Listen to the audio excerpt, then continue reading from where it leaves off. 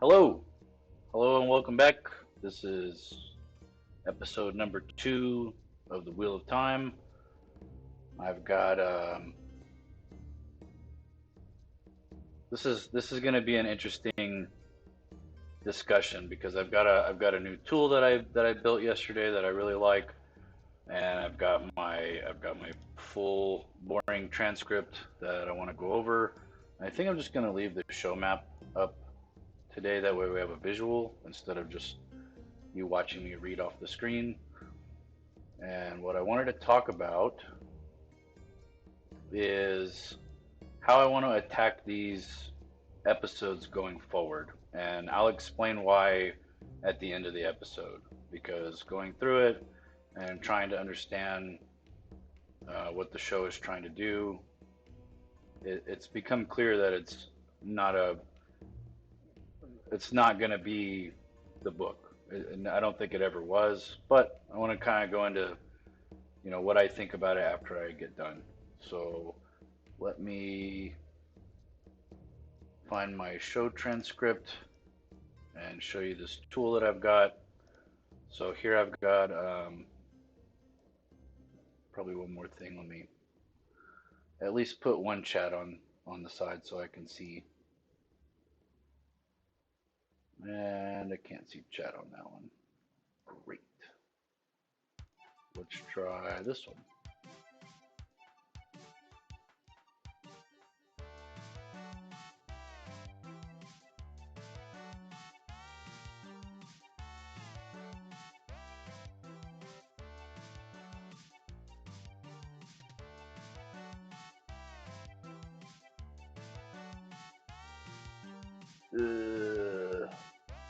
Not what I wanted. This is not how I wanted this to go. Okay. You missed you missed me making the map. Well, that's because some of the things that I made on the map were for episode 2 and episode 3. So like if I zoom out, you can see that like I've made some progress. So we have Rand down here, which he was there already, but I had to rearrange some things. And then in addition to the map, I thought it would be prudent to put some, if I've already made progress, I don't want to accidentally spoil it for anybody that is like here for the first time and watching the show and they're not really sure if they want to continue or whatever the case may be. So I wanted to give the option of not being spoiled as far as like where they're at or what they're doing. I'm gonna do the same thing with the book, but the book is gonna be the book show map is gonna be a little different. Not really sure how to attack that one yet because trying to dig through all the spoilers and things like that. If I'm chasing down what I call breadcrumbs, I don't want to, I don't want to give the book away for anybody that's reading. I may find a way to get around that. But to go back, to go kind of back over the first episode just briefly, we start in the White Tower with Moraine's monologue. We find out that she's a channeler.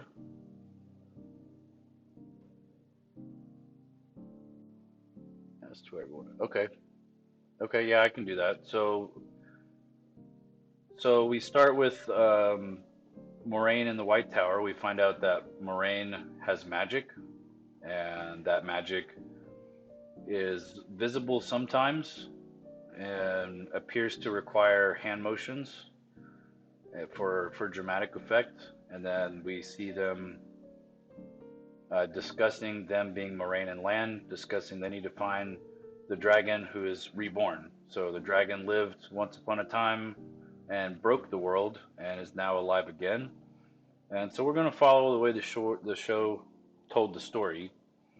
Moraine and Lan go to the two rivers, and then at the two rivers, at the end of episode 1, they have a big fight scene where Trollocs have attacked the town, and Nynaeve gets drug off, and we're already down one character that we thought was a main character. I mean, that was quick. Nynaeve was a big character.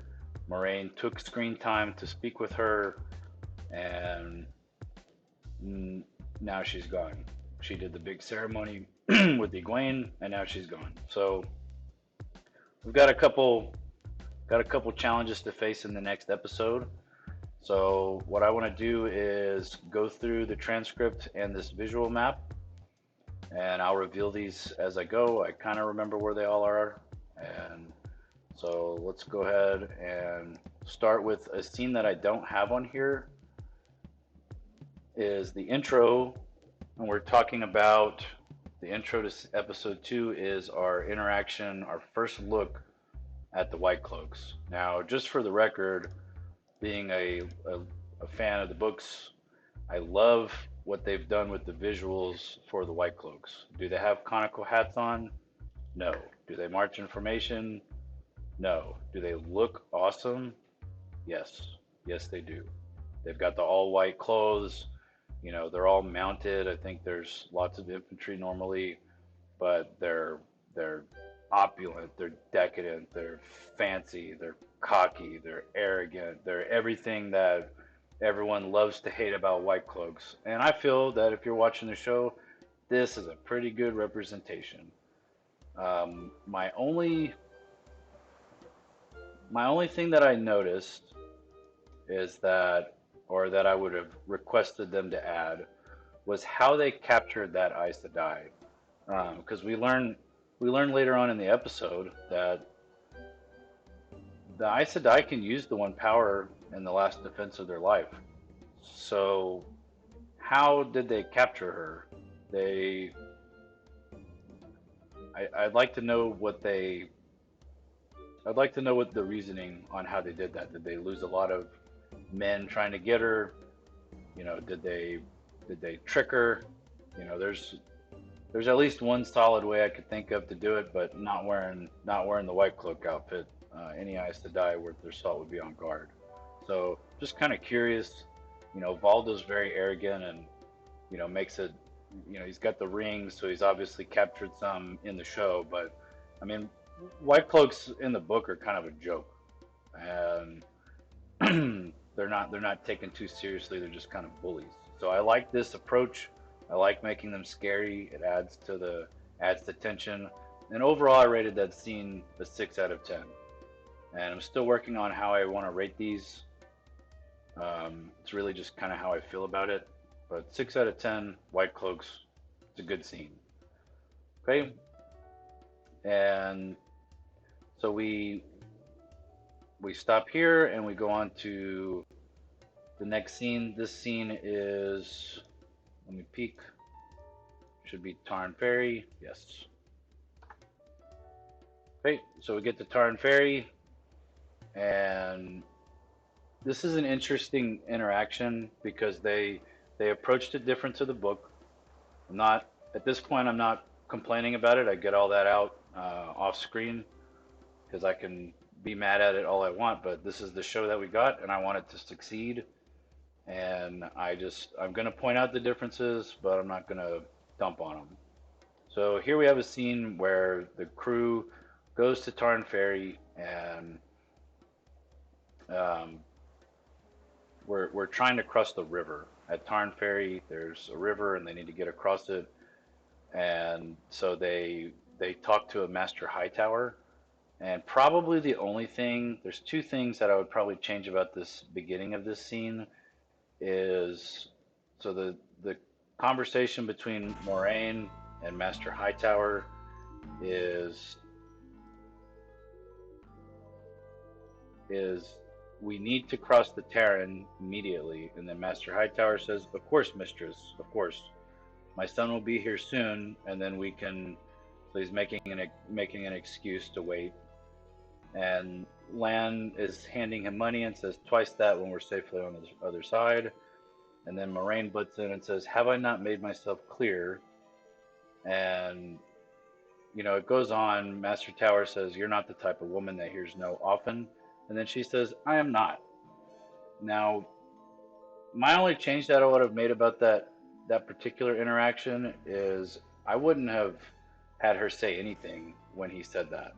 When he said, "You're not the type of woman that hears no often," I would have just given him a nice glare, an Aes Sedai stare, if you will, and he should have folded like a cheap suit. That's the way they work in the book, and I think they could have done a show, not tell, right here. She's not someone to be messed with, and if they're going for the big and bold, why not be intimidating while you're at it? And then they get on the ferry and they cross, and there's not a lot of dialogue. Then the Fade shows up, and he's on his horse. If you've already watched this episode before we started, then you'll see that the Fade's on the horse, staring across the ferry, and he screeches. He does that a lot. Maybe a screech in frustration. I'm not sure. Fades don't make that sound. They just get mad and don't interact a whole lot with the characters. Not usually.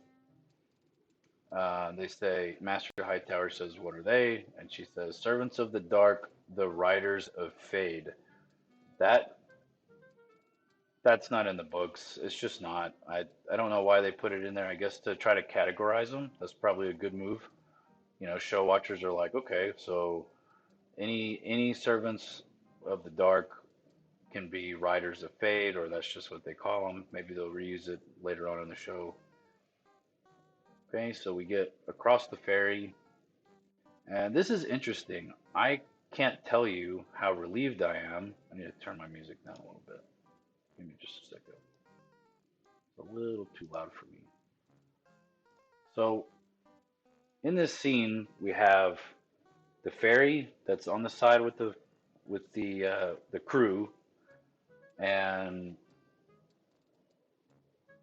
Moraine and Lan basically bully this guy. They cut his ropes, and then Moraine makes all these gestures to sink the ferry. And I was upset about all the gesture waving. In the book, it's very much subtle. She's not bold at all in the book. She's trying to stay hidden, and you can't do that if you're waving your arms around a channel. But they've taken a different approach in the show, and I like the touch. If you watch carefully, I had to go back twice to make sure. Moraine is channeling to create the whirlpool, and as soon as Hightower gets close enough to be affected by it, she stops. They cut to her, the weaves fade away from her hands.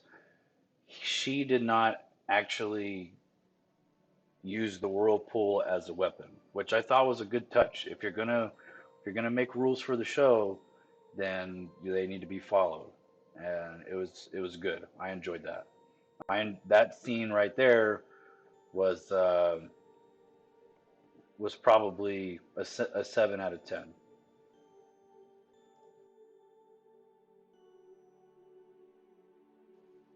So we've got better and worse scenes coming up. Let me see what's next. So I named this this scene across the river and through the woods. Um, so what I wanted to talk about is for this scene we have the crew trying to find a place to rest for the night, and Lan says we've lost them. And we move on, and uh, this is a good like sub scene of this area that they're in. Moraine is refreshing the horses with the one power. Now it doesn't show her doing it for the characters for Rand and Perrin and Egwene, but in the books she does, and I kind of wish she had done that because it would have been a good place to insert more tension between between the crew and Moraine. Like if Rand had said, "Don't touch me," or something like that. They're trying to create that artificial tension or that tension anyway in a different way than they did in the book, and that would have been a nice touch. Moraine is trying to help. She's going to refresh them, and he says no, but they didn't do that, and that's fine. But what I wanted to point out is in this scene is that Moraine is looking at the horses, and Lan is staring at her stone faced, basically, "What are you doing?" And she says, "They need their strength." And Lan says, "So do you." This Warder Aes Sedai relationship right here is shown perfectly. I really like it. Um, Lan often bullies Moraine as much as he can into taking care of herself, and I like it.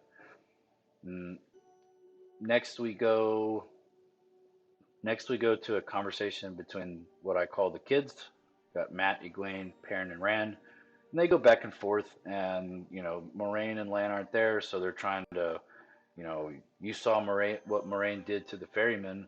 What happens to us if we step out of line? And that's pretty much what happens in the book. The circumstances are different, but it's a good nod. This is a conversation that kind of happens, and then of course you've got Matt. They did insert some sarcasm here. If one of us is the Dragon Reborn, the most powerful channeler that ever lived, please. I don't see any wings. Something to that effect.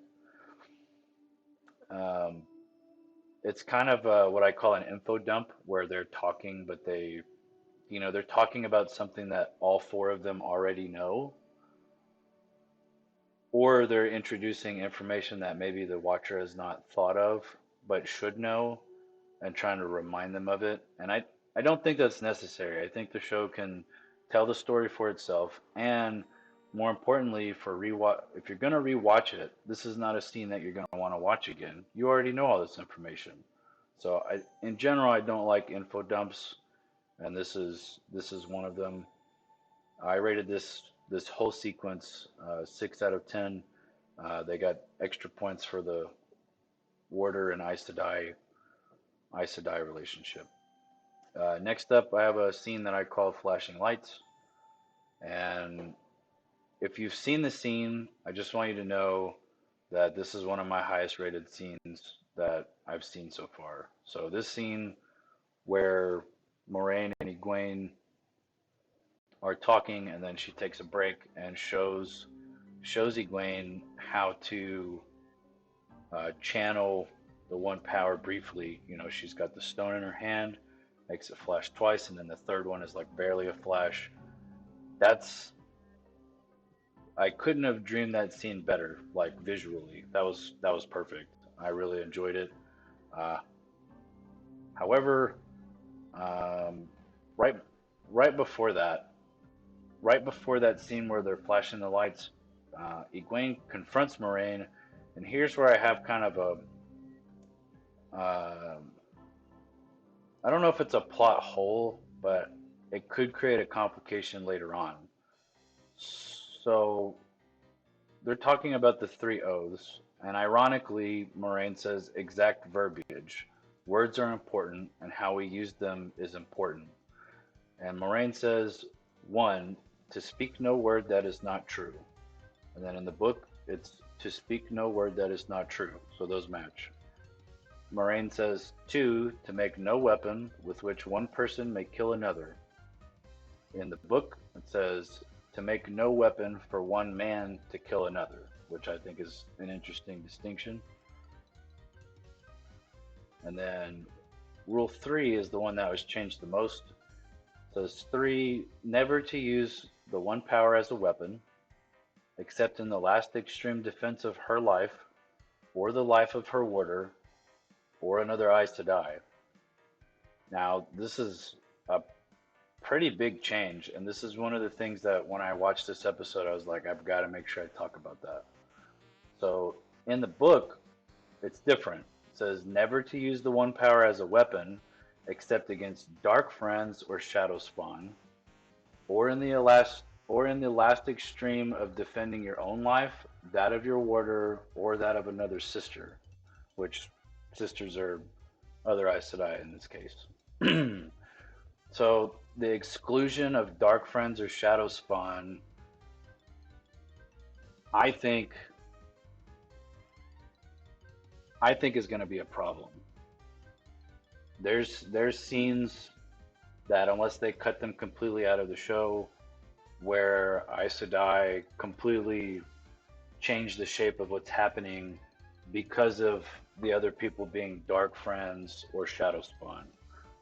And I don't like that they've changed it, and I can't think of why unless they're creating some artificial scenario where um, the Aes Sedai can't attack a dark friend or something. I really don't understand why they changed it. So I rate the scene with the flashing lights very high. I rate that scene very, very low. And then they kind of go back and forth. Egwene says, you were lying, and you lied to that. Let's see, who is it that she says that to? You killed the ferryman. So she explained that she didn't kill him. Hold on just a second.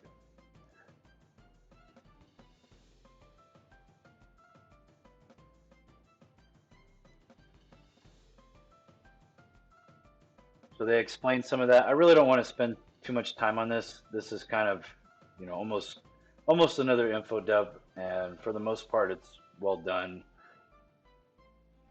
except for the oaths. I really didn't like the oaths, and I just kind of want to, move on. I do want to point out that after the scene with the flashing lights, Egwene tries to go lay down with Rand, and Rand dunks on her and says, "Go away. I'm trying to be by myself." I think that's amusing. Um, okay, next. So, calling this scene the dream, the man with the glowing eyes. So we've got Perrin is having a nightmare, it looks like, and then Egwene wakes him up, and then they're talking about, do you think we'll ever go? No, and then we cut over to Rand. Rand's coughing, something is stuck in his throat, and he ends up coughing up a bat, and it's kind of gross. And then when they wake up, it looks like everybody has had the same dream. Egwene, Rand, Perrin, and Matt. So all four of them have thrown up rats. It's not clear if it seems like they left the Aes and the water out of it, which would be accurate. More interestingly, I would like to know if Nynaeve, wherever she is, had coughed up a bat as well. Coughing up bats seems like something that's targeted at them as a group, and I'm just kind of curious if that happened off screen somewhere. Um, in the books, the ones that are suspected of being the Dragon Reborn are all attacked in their dreams all the time. And then we have a fairly accurate interaction here. Moraine says, "Who saw this? Who? All of you? What did you see?" And I say accurate. It's because she finds out that they're dreaming these things later on. So when she does confront them, it's accurate to her character. She's very concerned. She does know something of the world of dreams and something of what's going on here. And she makes it a point to say that I can protect you in your dreams. And so her statement here, where it says, where she says, if this happens again, tell me straight away. Dreams have power more than you know. That's an accurate statement. I do kind of have a problem with them immediately spilling the beans. It's something that they had to do because they eliminated the town of Barillon. So I'm just trying to get a feel for what's happening here, and the confrontation is accurate. So I like that. And then we go a little bit further down in the transcript, and after that statement, um, Moraine says, "If this happens again, you tell me straight away. Dreams have power more than you know." Rand says, "What does that mean?" And she walks right by him and says, "Come, the horses are rested," dodging the question. And I like this scene here. It's a good, it's changed, but it is good. He says, "No, no, no. Where are we going?" And they have a fight about this. This is I'm starting to see that they're taking. I'm moving my mouse around like you can see what I'm looking at. They're starting to mesh things that happen in book two and in book one together. They're taking things out of book two and inserting them in book one to save time and to save how many places they have to make And I think from a show perspective, I would have liked it to be bigger. But, if this is the route they're going to go, it's a good idea. Escalate, escalate what is going on, and try to condense as many things as you possibly can in a way that makes sense. So I do also want to point out that when Matt convinces Rand to follow, that Lan is waiting in the background. If you didn't catch it, um, I don't know how because they cut straight to his face. But Lan's hanging out in the background waiting to see what they do, and that's Warder accurate also. I like that.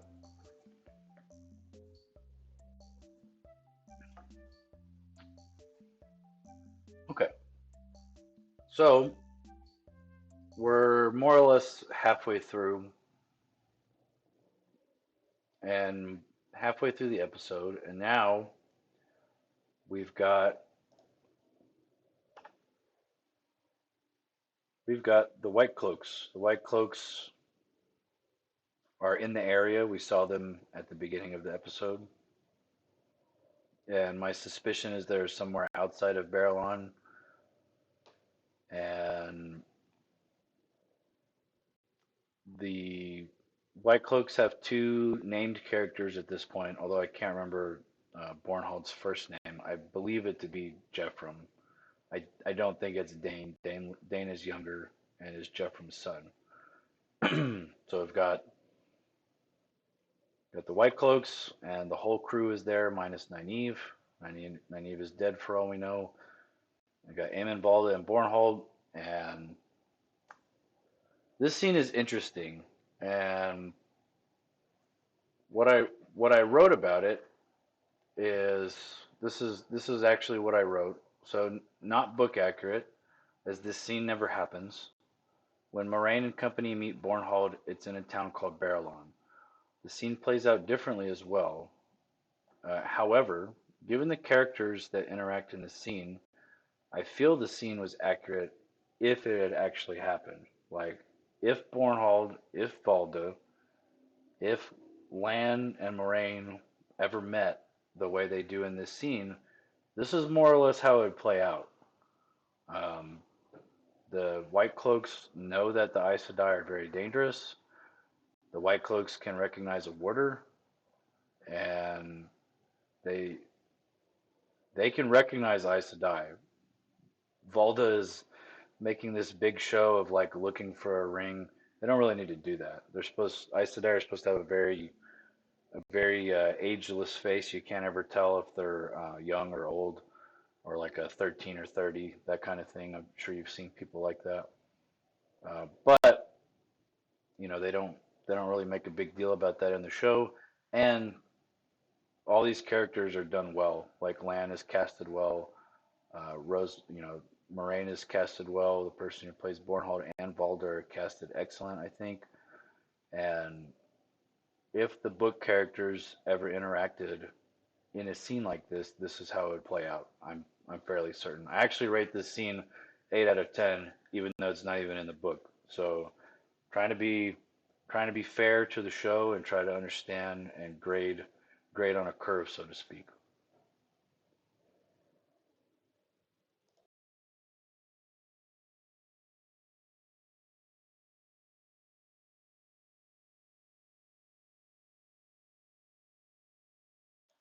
My music stopped. That's upsetting. Why did it stop?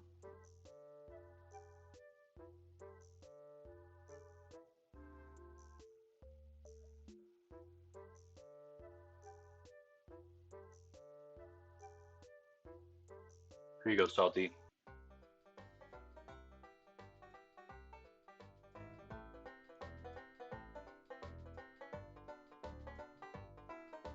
So you said if you have time on this stream, it would be nice to see the map you showed us yesterday. I'm a bit lost in chapter 13 as to where everyone is at.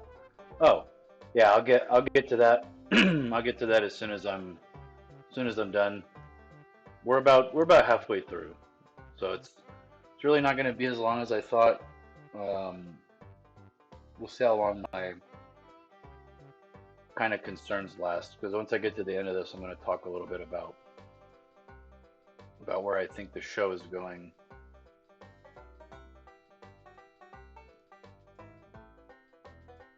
Okay. Next is the scene I call Egwene confronts the lies. I'm trying to as I get through the transcripts, you can kind of I'll show it on screen for a second. So when I first started, I tried to break everything out very specific to like the area they're in, and then I tried to get even more detailed, and then I kind of lost that motivation about halfway through the second episode. And then as I continued, I was like, well, I still need to split them up because I want to start rating the scenes. So I name every scene, and sometimes they're silly scenes, like the scene with the flashing lights I called Twinkle Twinkle Little Star. Anyways, so I'm on a section that I call the scene I call Egwene confronts the lies. And Egwene said you couldn't break the three oaths, and then they go back and forth, and probably probably my only beef is that it says many Aes Sedai travel alone, and I not really. I mean, there's lots of Aes Sedai that just go wherever they want. Now they're kind of boxing themselves in that if you see a lone Aes Sedai, they're up to something or whatever. They're unnecessarily creating a box inside the show framework of the rules that they have to follow. Now, if you see an Aes Sedai by themselves, such as Moraine, now there's, why? Why are they by themselves? What if they run into a white cloak or whatever?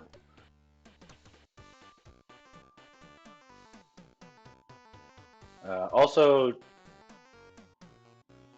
Moraine says, we will always tell the truth. It just may not be the truth you think you hear, so listen carefully. Um, maybe show Moraine is understanding that she thinks Egwene is capable of becoming an Aes Sedai, and so she's kind of letting her in on the secret. But like a book accurate Aes Sedai would never, ever admit to twisting the truth with Aes Sedai words. They would never give up. That is an advantage in a conversation. The trust of the people of this world, this fantasy world, the trust of the Aes Sedai hinges on these three oaths, and for her to say that out loud is not something that happens. This saying that Aes Sedai tell the truth, but not what you think you hear, is said by multiple people in the book. Um, I wish it had been somebody else that said that, but there's nobody in the crew that could have said it. There's a missing person here, basically, is what I'm getting at. Uh, so I rate that scene 4 out of 10. In case you didn't know that I didn't like it very much. Okay, so we move on to a section that I call lore. Always everybody loves lore, and we have a song. We have a song from the kids, and they're singing about Manetheren. And Moraine jumps in, and we get a nice little info dump here. We talk about the Trolloc Wars and King Aemon, and this is kind of a necessary info dump, um, because the people that were supposed to come help them was the city of Eredhol, and we'll find out about them shortly. I didn't rate this scene. I've already explained why I don't like info dumps. It makes the if you do it all at once and it's not organic and it sounds like a lecture, the next time you go to watch the show, you're just gonna skip right past it. I mean, that to me, that's not very good show writing. This monologue does happen, um, and it is about a song, so maybe somebody will go back and try to catch the details. But I don't, I don't like it. I mean, even in the book, when I get to this spot, I usually skip past it. Authors are guilty of info dumping all the time, and I usually skip it. So my next scene, I'm calling camping for the night, and Moraine says it's perhaps it's how close we're skirting to Shadar Logoth that Lan hasn't seen sign of Trollocs. And then she says, "Is that purposeful?" And then um, Moraine says, or Lan says, oh, "Man, I've got this all backwards. What is going on?" I think Lan gives her a look. Lan gives her a look, like a guilty look, I guess. I just didn't put that in there, so I've got two Moraines in my transcript. Lan gives her a look, and then Moraine says, "It is too dangerous in the Shadowed City. We cannot go there." I would really like to know why they flipped that. In the book, Moraine does not give any care in the world about being in Arid Hole. She does not. She doesn't care. It's not dangerous to her, and we'll get to that. It's going to be an interesting summary when I get to the end here, if I can remember everything. And then they're talking about Moraine making a threat. You know, the white cloak that had the Aes Sedai rings on his chain or whatever. She says he's not the only one who met a face he'll remember today. Which, you know, she can't do anything to him. She can't she can't attack him. So I'm not really sure why she made that threat. The oaths bind her, and white cloaks are good at, you know, keeping from appearing threatening in the books. So we get here, and Lan says rest, and Moraine is injured, so she's got to lay down and get healing. And Rand and Egwene are like picking up sticks on a path that looks suspiciously like the path that the hobbits were on when they were caught by uh, caught by the Nazgul in the Fellowship of the Ring. I was waiting for them to jump off the side and hide behind a tree trunk. Nothing wrong with it. Seemed like a reasonable scene. And then they have like an emotional scene where Egwene's like explaining why everything is all crazy, and then she just says, "I just, I just want you to look at me and not hate me." And then he turns around, sap that he is. "I could never hate you." Then we've got an added scene. That was the added scene, and then we've got a scene here that I don't know how I feel about it.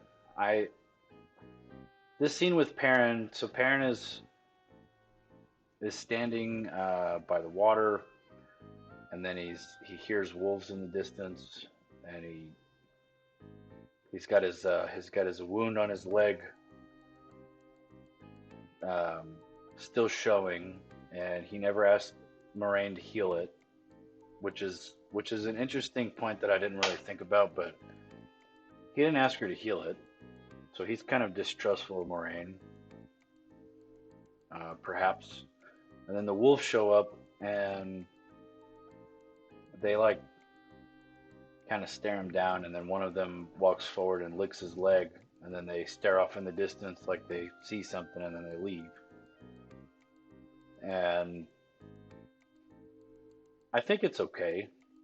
There, there's a person missing in here, which I'll talk at the end. But I think the scene is okay. It demonstrates that something is going on between the wolves and Perrin, and it's not a bad way to introduce it. Perrin's off by himself, no one's watching, and now it can be a secret, right? Okay, so we move on back to the little camp that they're at. Now they're looking at Moraine. She's getting worse. She's wheezing. She's getting paler. She's starting to look pretty terrible. And then there's there's a fade that walks up under their camp, and instead of like sneak attacking them, screams. So as a show watcher, I would be thinking to myself, why is the fade making a bunch of noise? And why didn't they just attack? If they knew where they were sleeping, why didn't the fade attack? And I just want to point out to anybody that's read the books and is mad about all this that the motivations of the shadow spawn here line up with the book. They're, the crew is being herded. Now, I don't think they were meant to go to Shadar Logoth.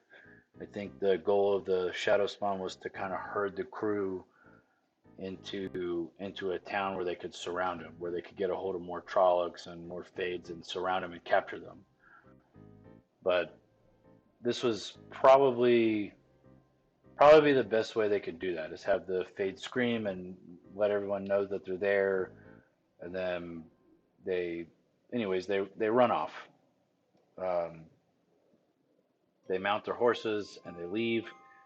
And Perrin is holding Moraine, and Lan tells her, carry her, she can't move.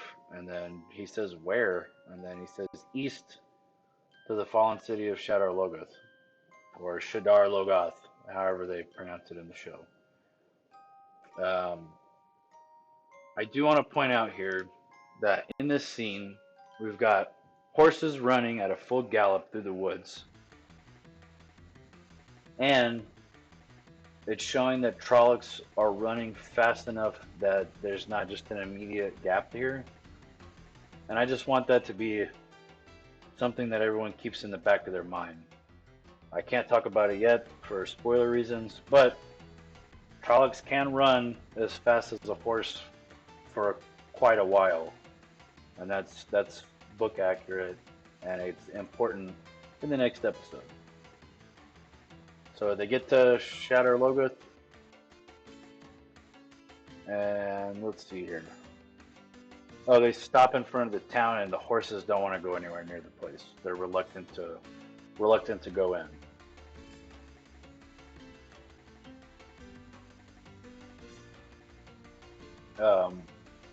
I rate the whole scene like a 4 out of 10. I don't like it. I understand why they need to do it, but there's not really a lot going on that is spectacular, and it's starting to drift away from the source material in ways that are going to be hard to execute the story. Even if you cut out a lot of a book, you can still keep to the story, and they're starting to cut out and change things that are going to make that difficult. Okay, we get to Shadar Logoth. That's the next area that they're in. And in the beginning of the scene, we have so everybody gets to the building, and Lan's like, "Oh, Moraine, I gotta figure something out. We need to let her rest or whatever." And then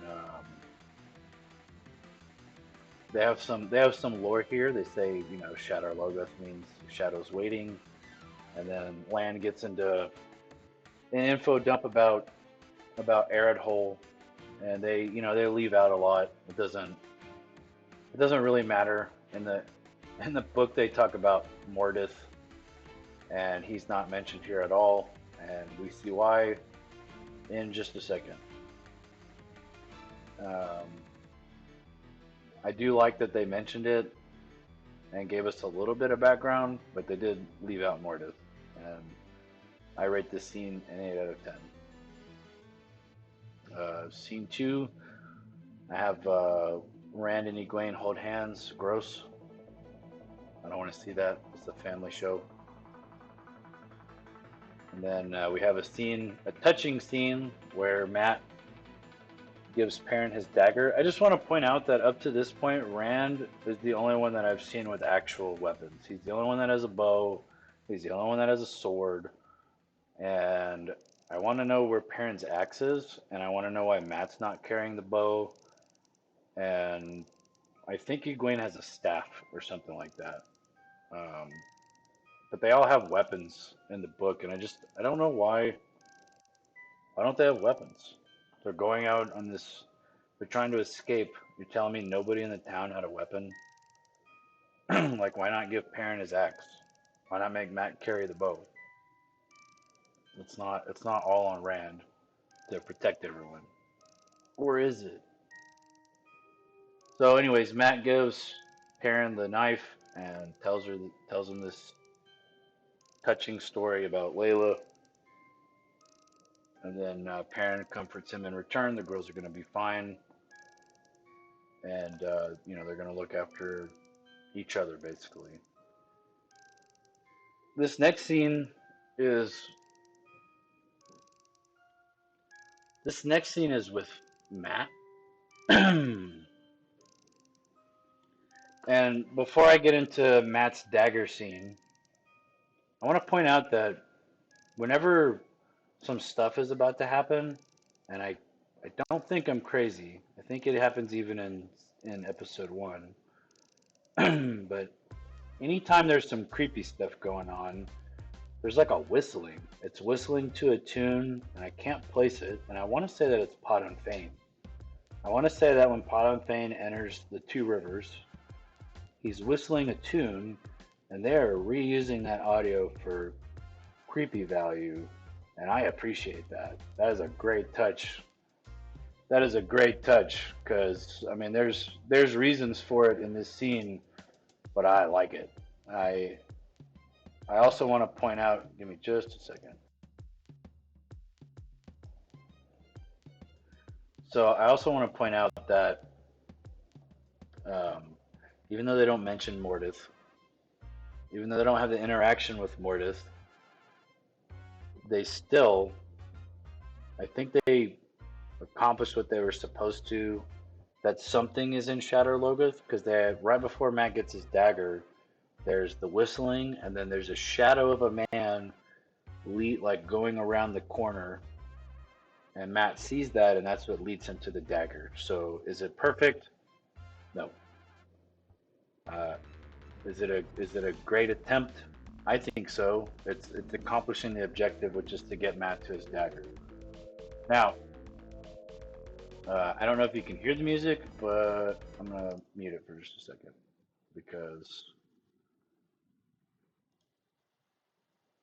I want to talk about this. So, this is my only scene so far in the show that I've rated a 0 out of 10. And it's not for the scene itself, it's for everything that made this scene become reality. Okay, so I'm just going to read it verbatim the way I wrote it. And if you agree or you disagree, you hate it, you love it, this is just my opinion. Okay, so I wrote, show writers be warned. This is what happens when you deviate from source material. Because they made Moraine get hurt during Winter Night, they didn't have time to stop in Barrelon. Because they didn't go to Barrelon, they didn't meet Min Farshaw. They didn't get to see Min's viewings because they didn't go to Barrelon, which means that Matt didn't get to hear about the dagger with the rubies.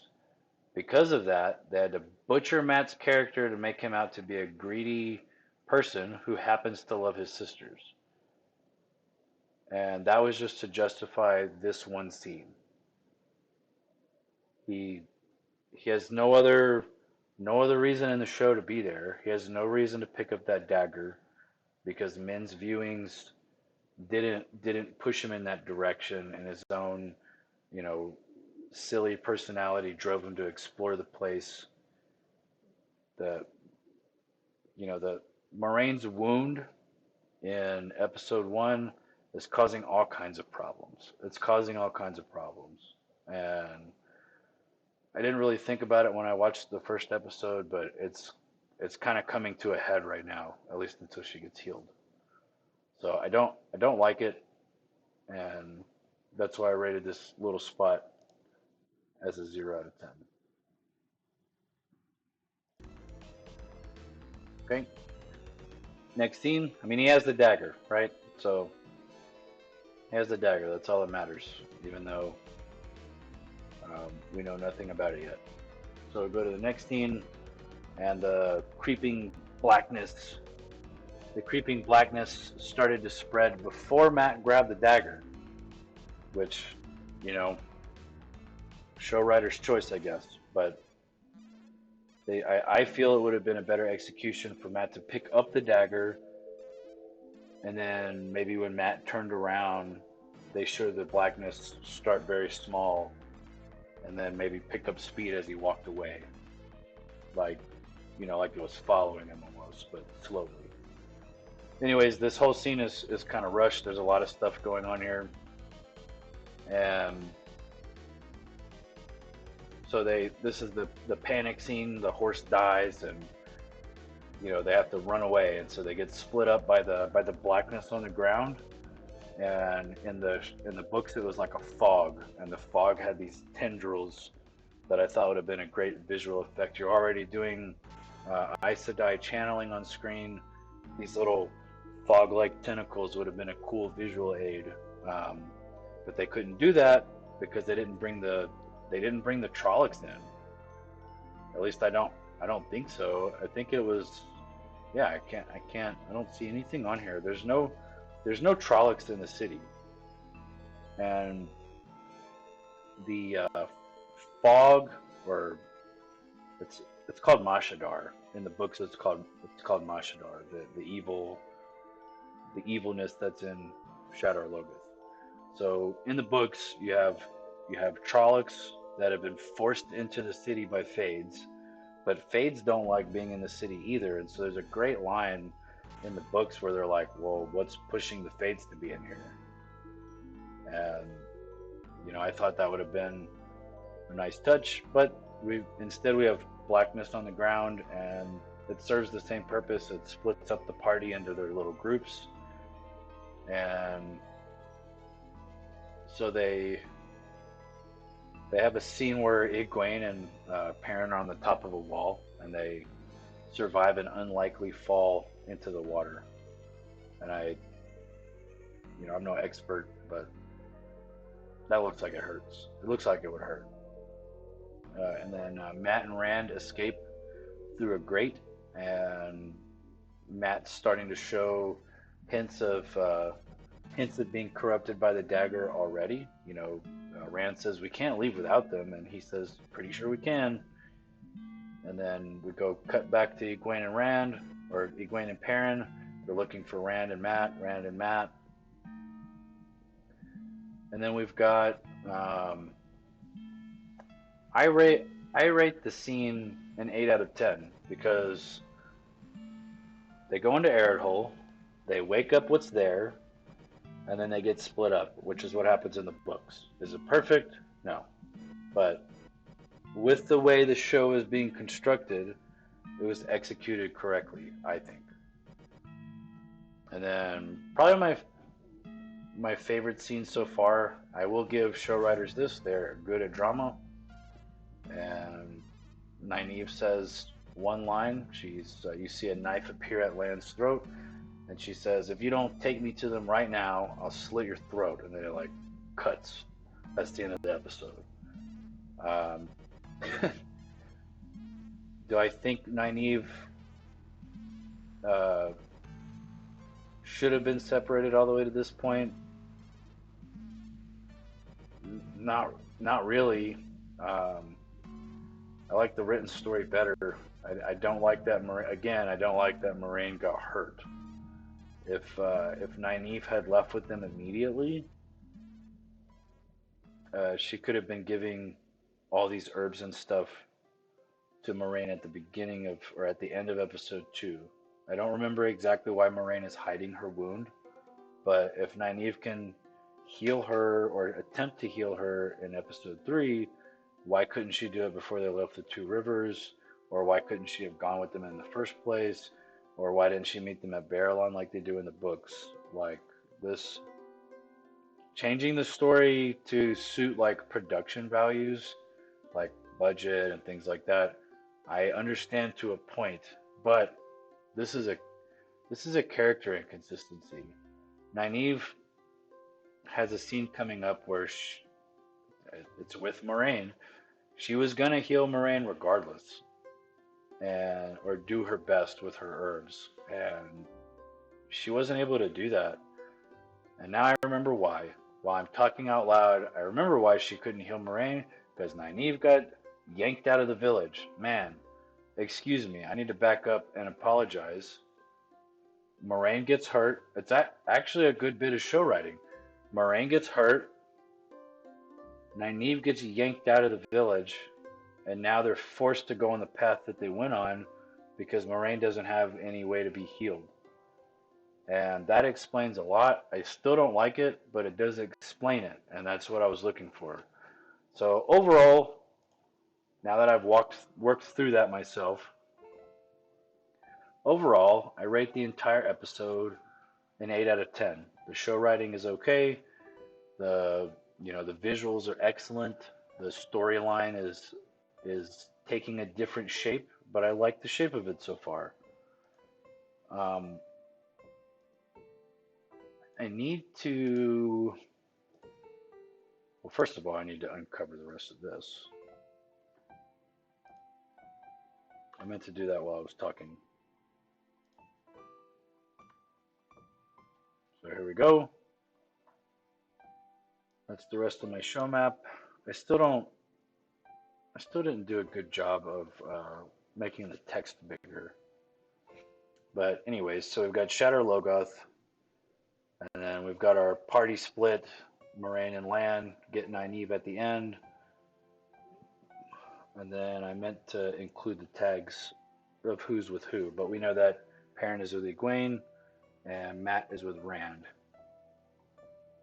And I think that's it for my show map. And the show map is going to be real simple. I don't want to add too much to it because it's difficult to update and keep track of, and I'm not very good at using it. So I want to talk about one of the things I wanted to talk about is I'm going to go back to my book map as kind of a comparison. And I don't have it all mapped out yet. It's not. Whoa, what did I do? Whoa. Oops. Okay. So in the show, it plays out different, but in the book, Moraine doesn't get hurt. In the book, they go to Barrelon. In Barrelon, actually, let me back up. In the Two Rivers, we meet everybody the same except for Tom. Tom Maryland is like a counterpoint to the boys and even the girls to an extent.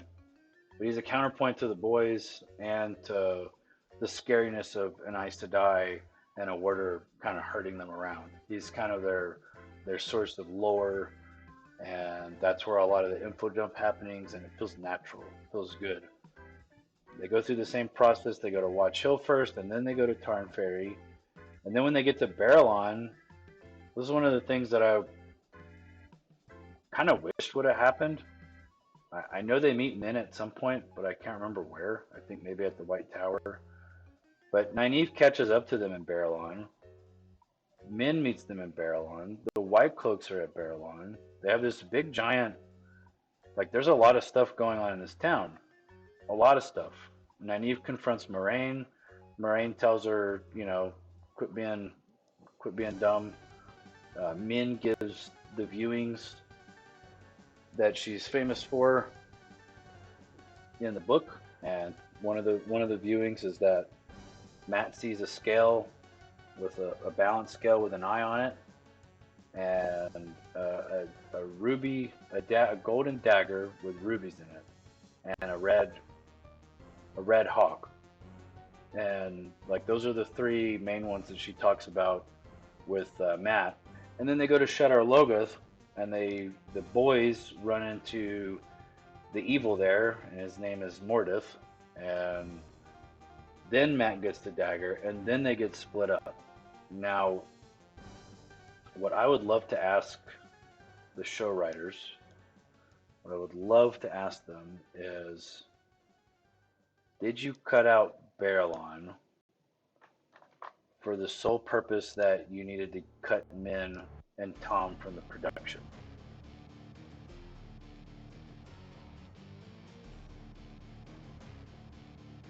Like, that's what I really want to know. Or if they did that, is that the reason they cut out, uh, had Nynaeve pulled off screen? I feel like they're, I feel like they're changing things, and I feel like all those changes are budget driven. If they are, that's just reality. So one of the things that they meet men in the Borderlands at the end of season one. Wow, that that is not where she's at. Okay, I mean that's fine. The show's different. We get it. I get it. Um, but that being said, I think my look at the show is going to take a little bit of a turn as we get into season three because it's I don't know where to start and stop the book at. There's things that happen in season three. Uh, I gotta look at my notes. Where are my notes at?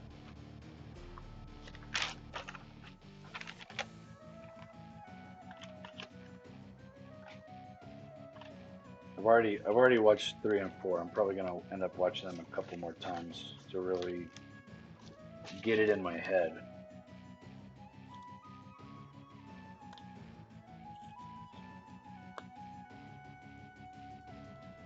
So just as an example, and this will be the end of talking about episode two. So I really need to, let's see. I think there's a way for me to put a marker. Where's my browser at?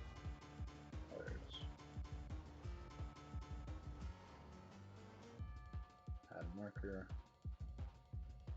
Okay.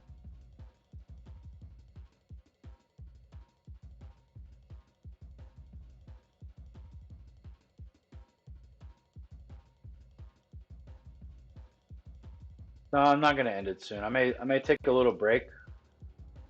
Um, I thought you had a game to watch.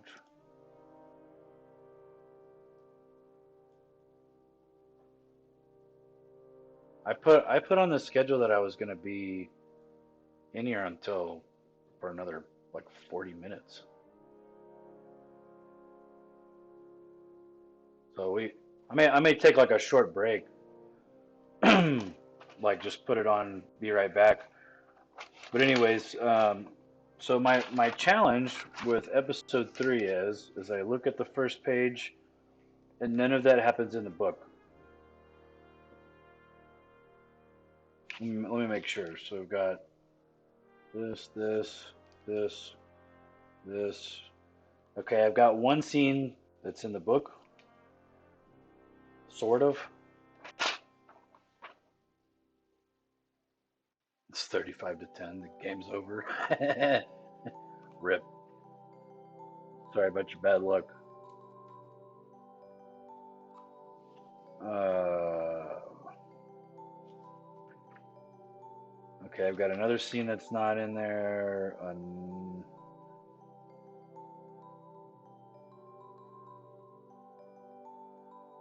Like that scene's not in the book.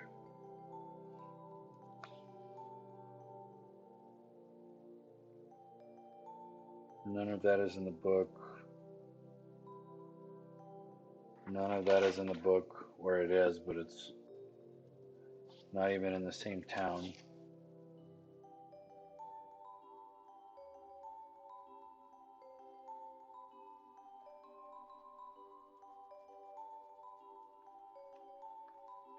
Okay. There's a scene.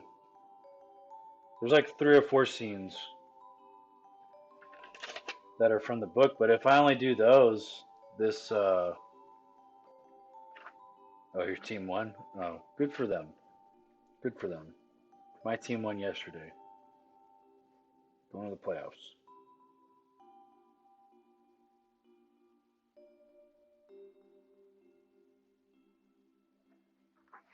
Yeah, there's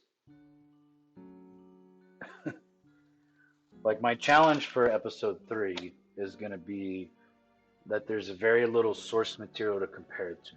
Now, I guess at that point I just take what we know from season 1 and season 2 and what I know about the characters as they're written in the book and try to grade them on a scale and say, is this plausible? Is this an interaction that could have happened? A what if, basically. If the show and the book, if the book had been written this way, where Moraine gets hurt, because that's the big Moraine getting hurt and Nynaeve getting yanked out of there, and Tom not being in the Two Rivers, has completely changed like the butterfly effect for the show.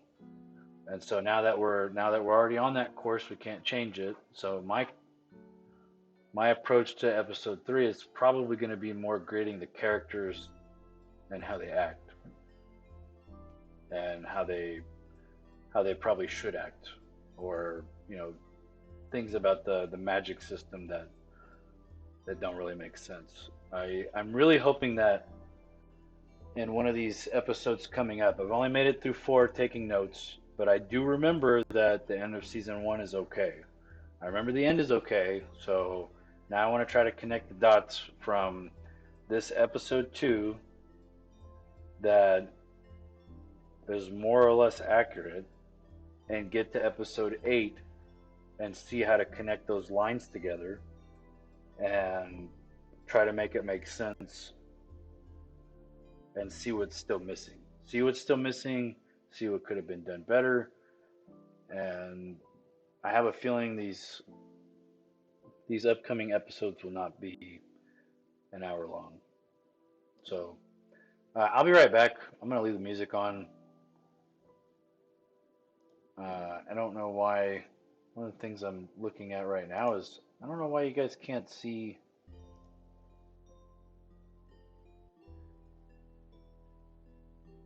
I have a tool that's running that's supposed to be.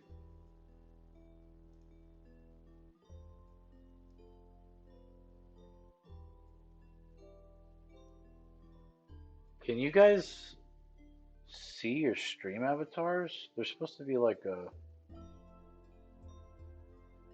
little avatar in the background or in the foreground. Can you not see them? Because I can't see them. I have it turned off. There they are. Those have been there the whole time. I just had them turned off because I'm an idiot. So let me move that over. There you go. Those are supposed to be on there this whole time. I didn't know what I did wrong, so I panicked. So I'm going to mute myself.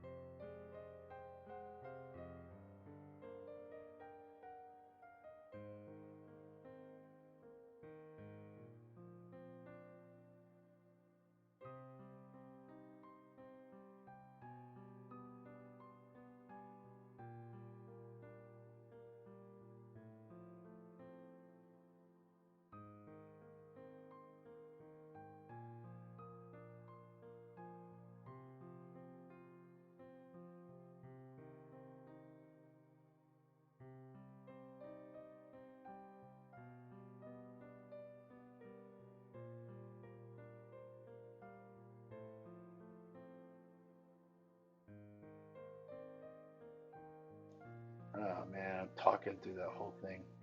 Anyways, here's the town, Barrelon, and I'll be right back.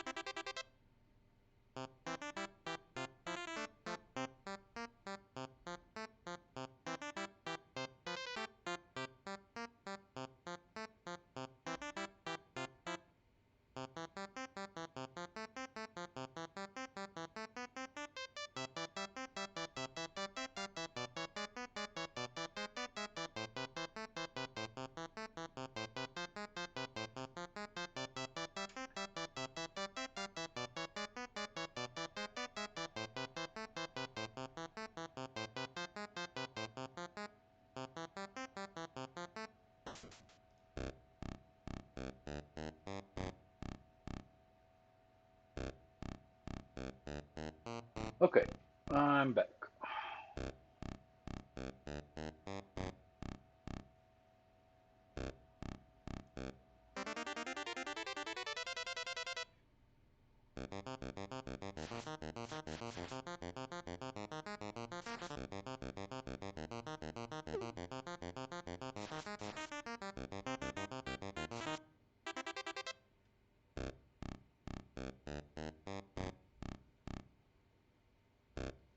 My Discord is. You want your dude to be a dinosaur? You gotta be here first, I guess. Sorry. Cheese it beat you to it.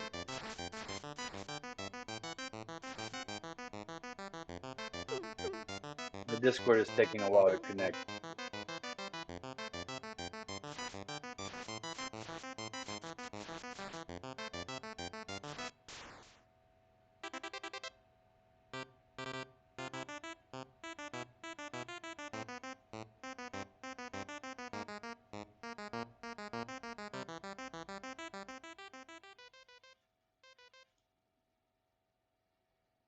'Great. If you wanted to hop in, we can talk about whatever you want to talk about.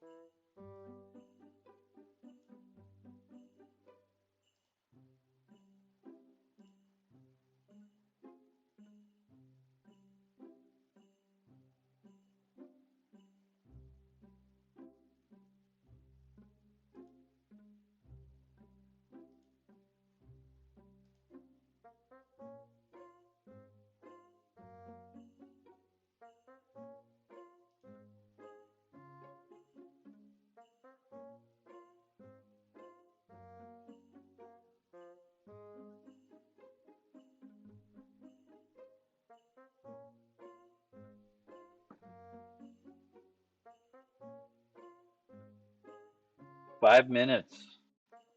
Okay, that's fine.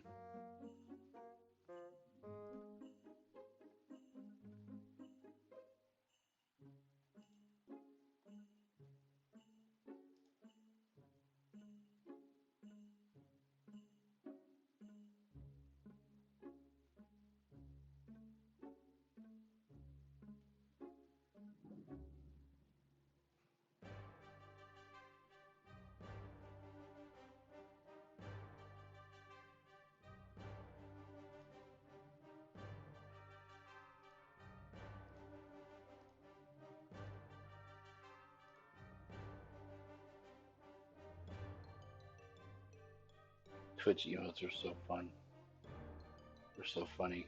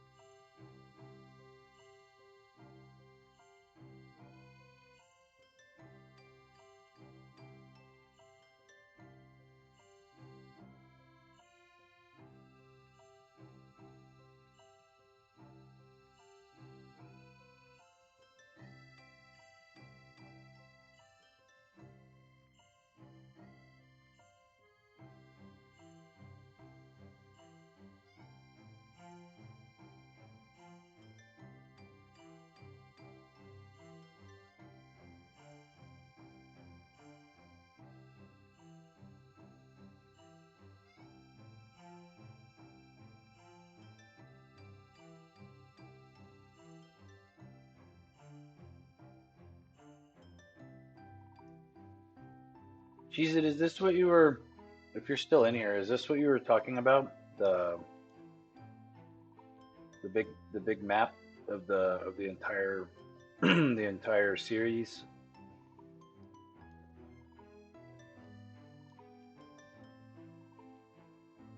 It's a big place.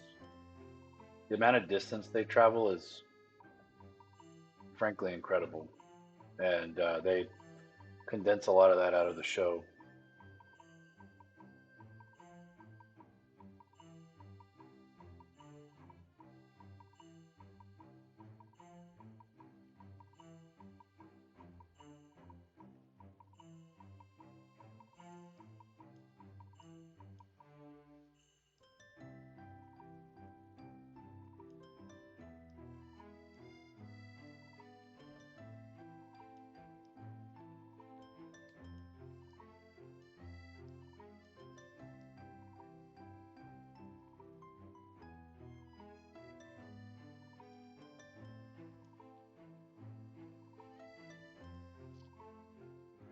You there, Mike? Yes, sir. Uh-huh. How's it going? It's going. It is going. Let me see if I can turn my music down a little more. Can't really hear you.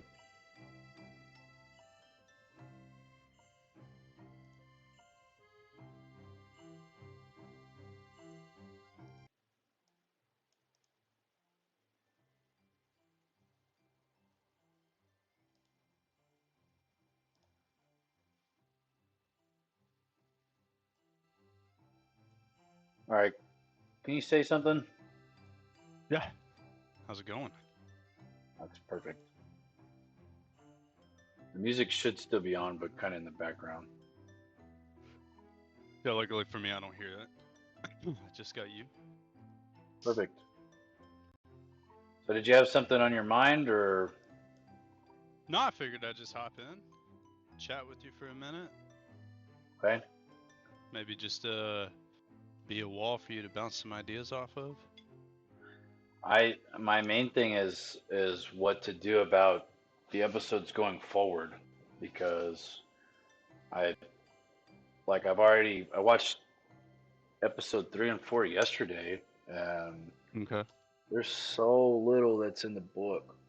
Like you'll see it as you get to it, but they cut a lot out or changed a lot. Gotcha. Okay. Um, I don't know exactly where you're at. You were telling me you're on like chapter 25 or something. Yeah, I'm at chapter 30 now. Like right at the end of chapter 29. Um, Okay, the parenting Egwene are with Elias. uh, Elias, and they're running from the crows. I believe that's the last thing that I read.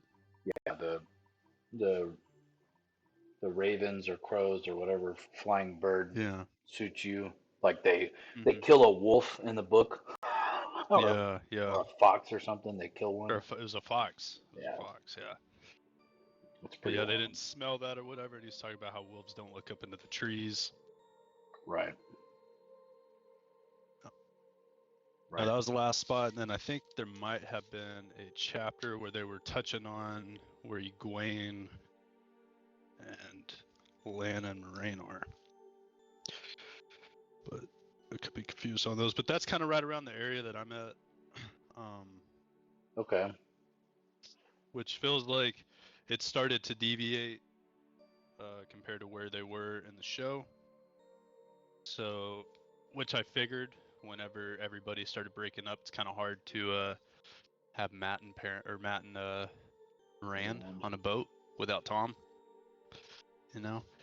Uh, Yep. Without but yeah. Tom there, they wouldn't have been able to get passage on the boat. Yes. It's a good point. So what do you think about what I said about Moraine's wound pretty much changing, like Moraine's wound, Tom not being there, and Nynaeve being drug off in episode 1 really changed like paths that they could go on. Absolutely. I mean, it does change the path from the way the book has it. Uh, my opinion on Nynaeve is it's a bit weird, especially at the beginning of the show, because while you're building this journey with all the other characters, you're getting to see them, see the way they interact with the group, uh, relationships start to form, start to shift. And you don't really get that with Nynaeve because she gets ripped out of the episode by her hair at the end of Right. episode 1, and I guess she doesn't come back till the end of what is it, episode 2? Yeah. Yeah, So yeah, right at the end. yeah, you kind of miss a lot with that, especially from the story to the book. She's involved a lot earlier, a lot sooner. I'm Yeah. not too mad because it makes for good TV. That scene where she comes back and she puts the knife to Lan's throat, uh, you know, makes for a juicy bit, makes you want to hop right into the next one, get you caught. But do I think that that's book accurate? Absolutely not. I don't think that she'd sneak up on Moraine and Lan, you know? I mean, I guess in the show, Moraine is incapacitated because of her injury, Right. uh, but I know in the book Nynaeve is trying to eavesdrop on him, and Moraine knows that she's there before, I think she even gets into earshot of them. She does when they escape Shadar Logoth together. Um, like the scene is like Nynaeve wakes up and then she sneaks up on Moraine and Lan, and Moraine is mad because she should have sensed Nynaeve because Nynaeve can channel, but she was distracted, and Lan's like embarrassed, and Yeah, Nynaeve is satisfied at that, like, ha, I snuck up on you. yeah, she was pretty proud of that. Yeah. So it does make for a good show. I'm gonna have a hard time like documenting where we're at until I get to the next thing, and the only thing I really have Mhm. is Egwene and Perrin in the grass, because Rand and Matt are not where they were in the Mhm. book, and Moraine and Lan and Nynaeve take like a huge left turn and go somewhere completely different. So it's Yeah. gonna it's gonna be challenging. Plus, there was another little plot point, and I say little, but there's another plot point missing from episode 1, and that's the coins that Moraine gives the boys. Yes, those tokens. The yeah, it's just a it's She. just a copper. Yeah. Yeah, she didn't do that in the show, so she doesn't actually know where anybody is. And that was my main reason for watching 3 and 4, was to see what they did about that. And basically, basically her she's not worried about it. She's got other things on her mind with Logain, like running into the Aes Sedai camp and running into Logain and all the stuff that happens with him. Mhm. But I don't know. I think up to this point, the show is pretty close to the books, and I like it. I like a lot of the scenes that they put in. I am just curious how they tie it all together. The show is fuzzy for me, even though I just watched it like in November. I'm having to Mhm. watch again through the eyes of somebody trying to tie it to the book. It's easy to say, "Oh, it's not like the book." Yeah, but where and why is what I'm looking at now. Yeah. I mean, for me, like I know you've kind of been pointing out her injury and you don't like that, and it definitely changed a lot from the book. For me, I don't I don't really it doesn't seem to be a problem for me. I don't feel that it's a problem. Then again, I haven't went through this whole series. I don't know everything about everybody. Uh, you know, so with lacking the knowledge that's to come of the book accuracy for all the characters, with the knowledge that I do know, it is different, but I don't. see it as a big issue. It doesn't bother me. It's just the direction that the show decided to take it in. I think that, um, it in a way it kind of makes sense from a show's perspective because I feel like if Moraine was healthy through all this, the way they built her up to be this great all-powerful woman, if they would have kept those same situations that the show did and she wasn't injured, I find it hard to believe from what I've seen on the show that she would not be able to get them out of it. Well, It would seem that's the weird. point. That's the point is that I mean they have a scene in the book where she doesn't get wounded, but between Barrelon and Shadow Logoth, they have this massive battle with Trollocs and Fades, and she goes all out and wears herself out to the point where Yeah. she needs to sleep. Hmm. And the assumption from the more mature party members is that let's just stay right here so Moraine can sleep and rest, and then they'll move on. And the boys go, nah, we're gonna go explore and get themselves into trouble. Yeah. So, like in the books, Moraine does have a lot of power and she can do a lot, but they get separated while they're in Shadow Logoth because of the Mashadar is what it's called, and they get separated just like they do in the show.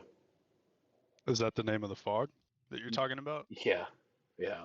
It's Gotcha. the evil of Shadow Logoth, basically. So where on this map is Shadow Logo? It's right here. It's Arid Hole. Oh, okay. If I click next, it takes us there. And gives you the chapter that. Oh, nice. So this website that you got is a whole like map breakdown per chapter of where they're at, Mostly when their location changes. location changes. Okay. Yeah, That's pretty sweet. I love it. I wish I had Yeah. had this when I was reading the book the first time. That's what my wife was talking about was that in the beginning they give you a big map at the front of the book, but it's not very detailed, so you miss a lot of all these little key features that they have of where they're at. So it's a little easier to get lost or miss something. So I saw that you brought this up, this website on your stream. I believe it was last night or the day before. It was And I last told night. her about it and she was excited to take a look at it. So tell her I put the link in the comments, and if she You doesn't put get the it link from, in the comments? yeah, I Okay. put it in there, and if she can't get to it on her phone or whatever, I can send it to you and Yeah. then give it to her. Sweet.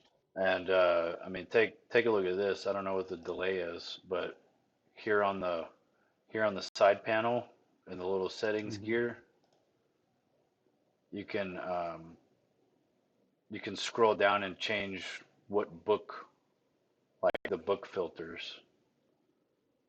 Oh, sweet.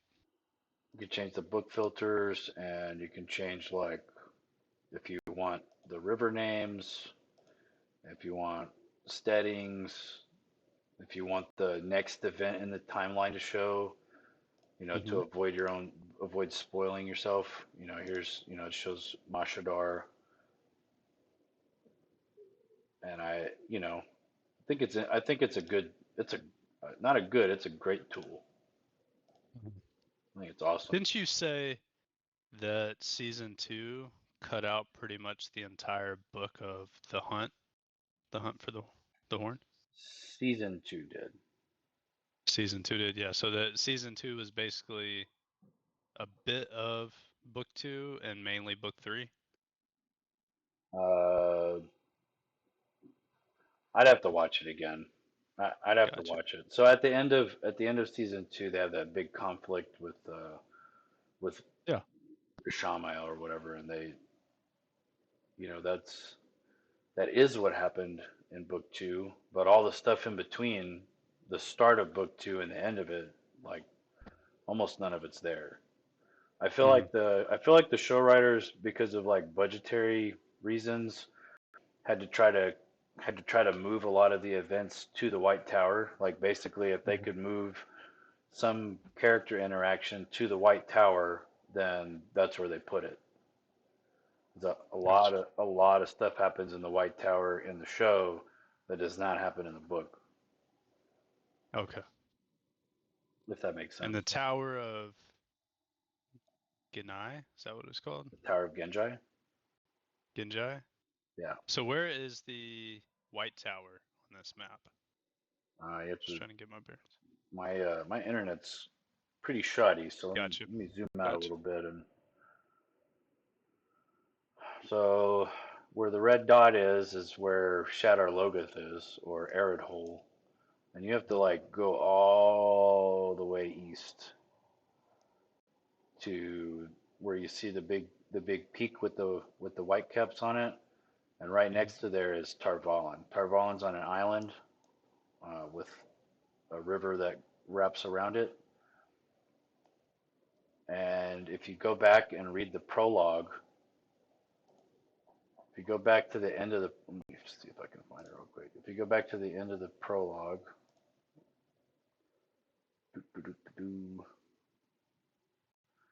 so the third to last paragraph of the prologue, the broad straight river had been pushed into a curve away from the mountain, and there it split to form a long island in the middle, or in its midst. That's this. This is where Luz Theron Telamon died and created Dragon Mount. And when he did that, he created this. He created this island where the White Tower would stand one day. Wow. Sweet, man. Yeah, I Yeah, love. this map is nice. Yeah. So going forward with the next episodes, what were you thinking? I know you said you were a bit, I don't know, not confused, but unsure of how you might break them down. I kind of started on it with this episode. So like Mm-hmm. when I was talking about the White Cloaks and the way, like even though Moraine doesn't ever meet Valda, Aemon Valda, and even though their interaction here is different than it was in Barelon, I feel like character wise, that's pretty much how that interaction would go. Like Yeah. Moraine is wounded. She doesn't want to get into a fight. The White Cloaks know that Aes Sedai are dangerous, and I feel like they already know that she's Aes Sedai. I can't imagine that Balda wouldn't actually know that. But what I wanted to do is start trying to grade the show and make observations as if the book was written this way and just try to match up and see if their character execution was done well or not.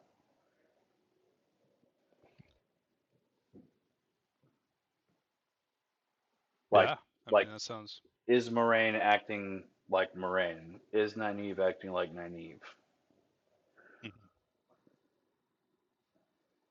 I got you. I'd be excited too because there's going to be a lot of differences, and I'm excited to see what's different from the book and what you might actually like that's different from the book, if any.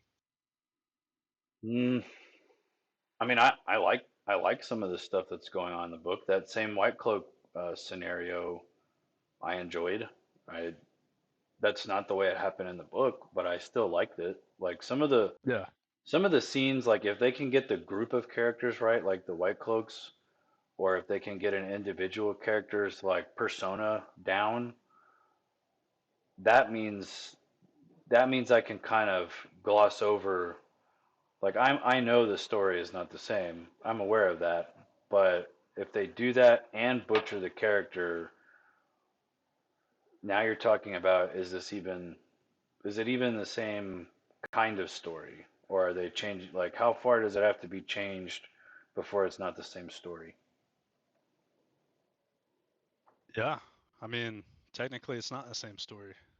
It's already different, you know, with the Yeah, changes that they made. It's like Lord of the Rings, you know? I yeah, mean, they did really well matching a lot of stuff, but they took so much out of the books. So, yeah, I mean, it is going to be different, but I do like some things that they do in the show better than the books. Like when, what is it, Bear Bearlawn? Is Hmm. that whenever Moraine meets the White Cloaks? I Yes. like the meeting in the show much better because the questioners there. Uh, Also, it seems really stupid for Bornhall to try to strike an Aes Sedai. I don't know what that dude's doing. There's But all right. there's a reason for that. Um, Yeah, it'll be interesting to see. But for me, I think that the way the show did it is better in that it builds more tension for the future to come. With the questioner there, that builds that meeting because now that they've seen each other, and he states like, "I won't forget anybody's faces today," and that's going to come to play later down in the show. Um, so as a viewer, I feel like between the two situations, I like the way that the book did it for the path that they took. I mean, of course, they could have gone back and done it the way that the book did it. They could have done that with every scene, um, but they didn't. And I just so happen to like the show's version better in that situation. make Makes sense to me. Um, I think that the questioner is a perfect villain for the show. he is, um, but like that's part of my beef. Like as the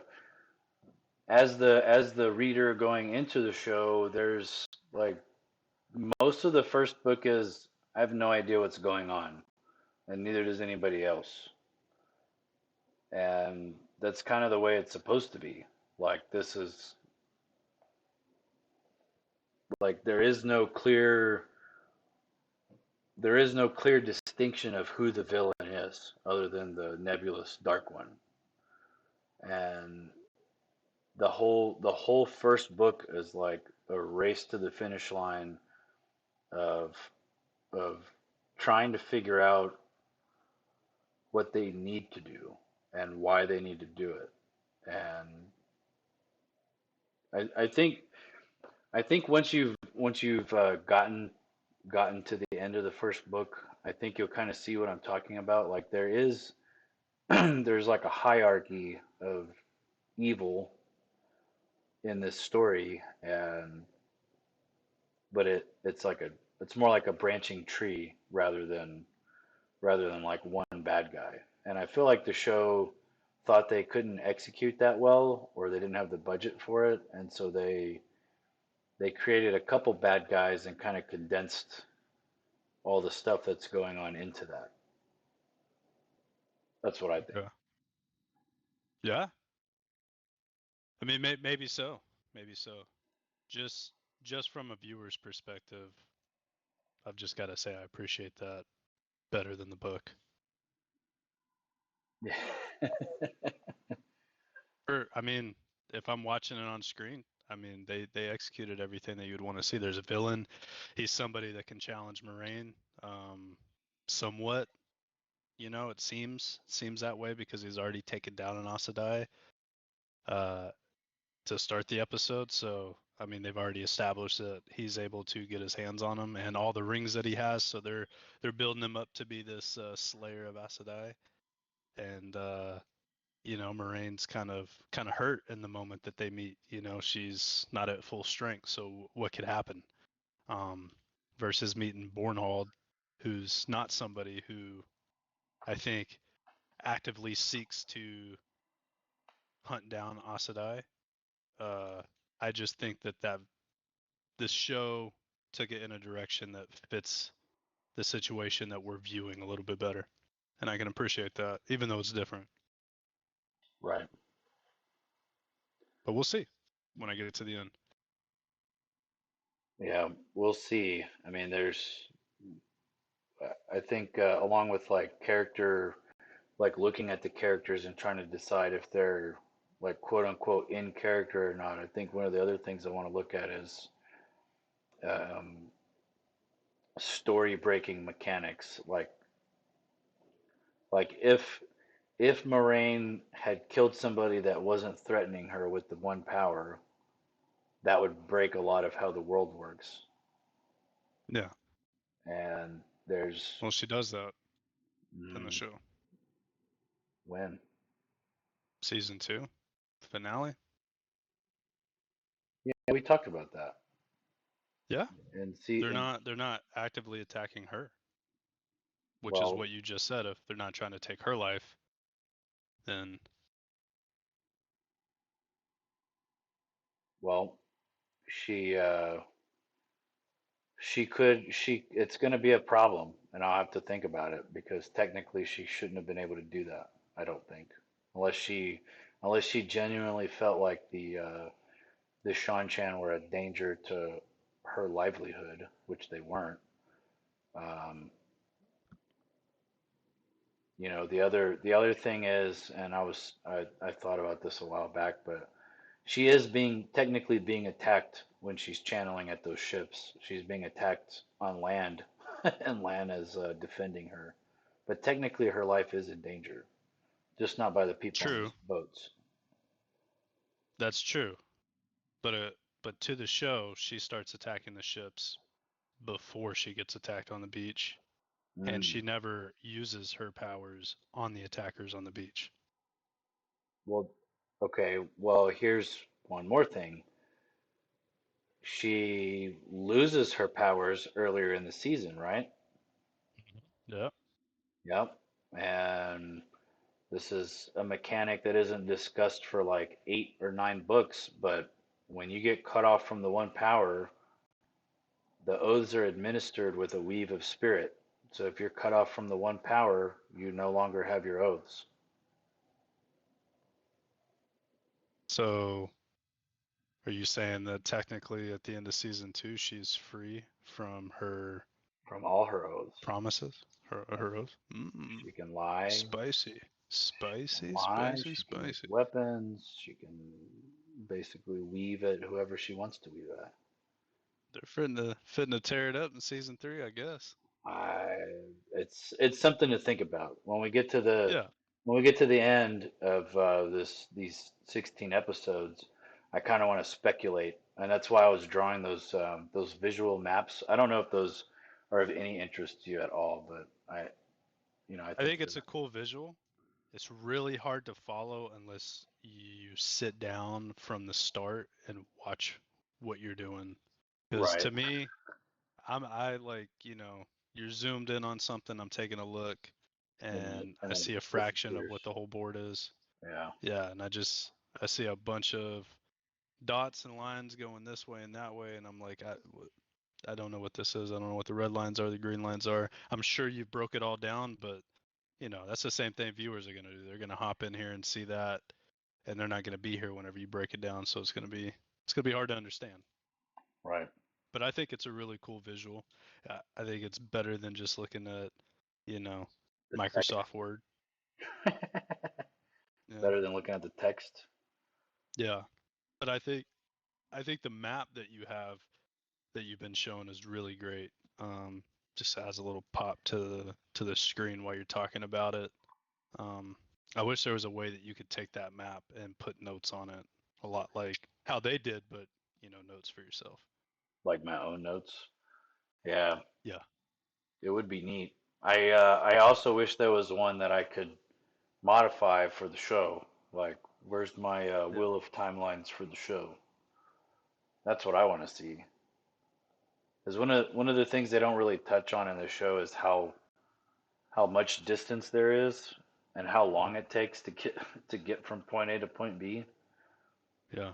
Like from Emmons Field to Barrelon took them like 4 days or 5 days or something like that.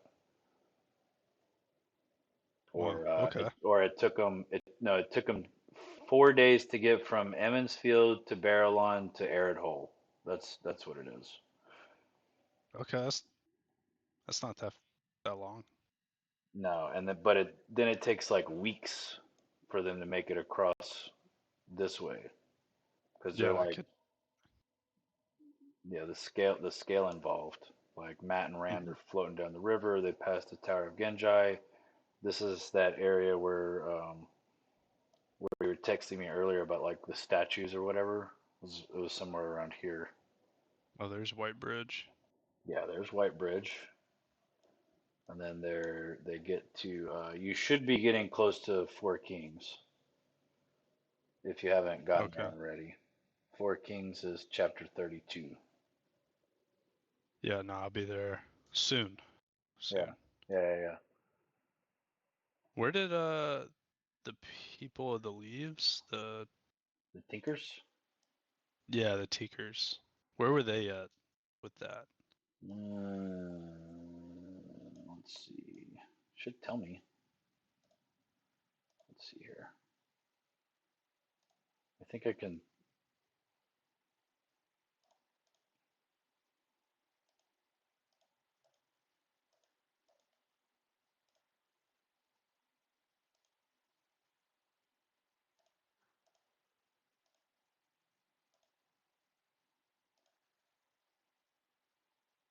Okay, so that in that little gearbox or in that little gear in the top right hand corner, you can actually put it in like parent and Egwene, and then Hmm. start the timeline over, and it's somewhere here to the west of the Caroline Grass.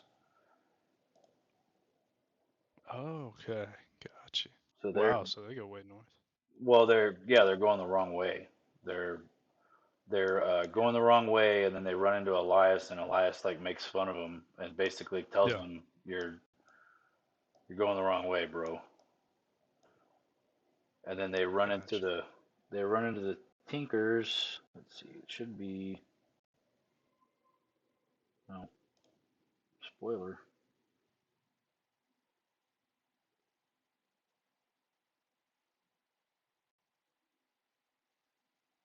So the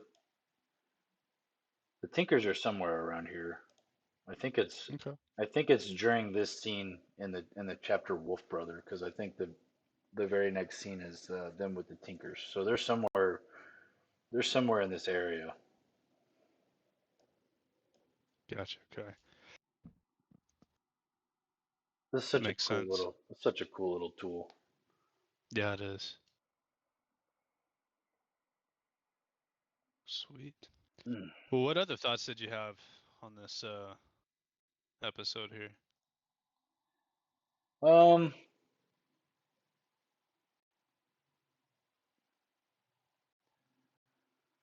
I mean, it's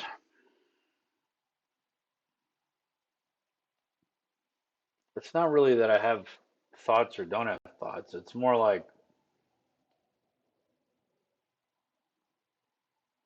like I'm every time I see a scene that wasn't in the book, every time I see a scene where it deviates, I'm just wondering like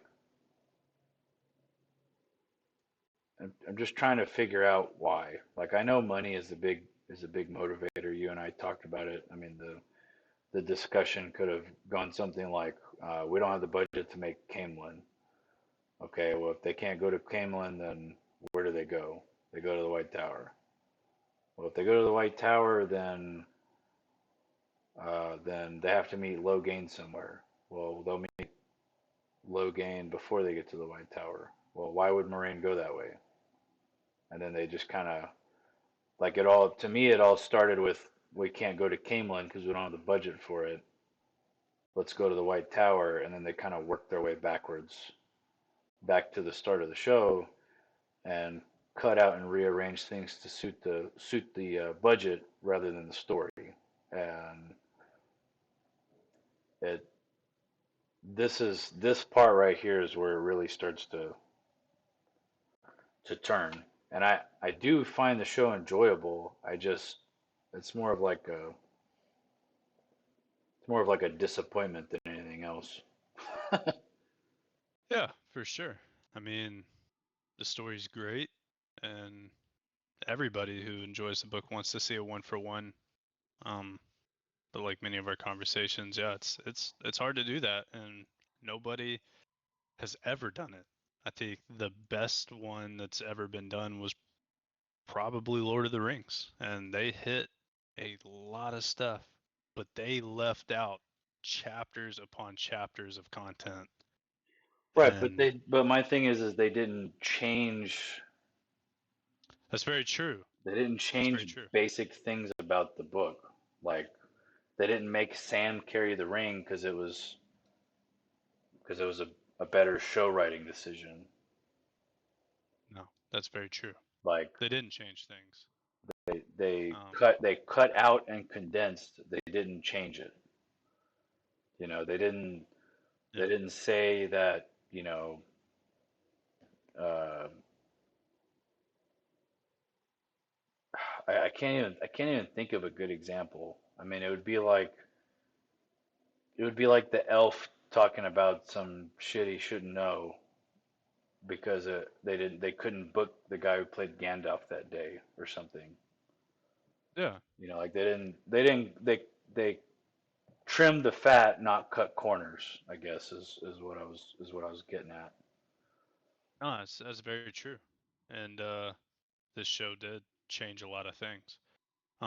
But I think to sit here and you know, I mean, I think it's cool what you're doing. Finding all the discrepancies and figuring out why.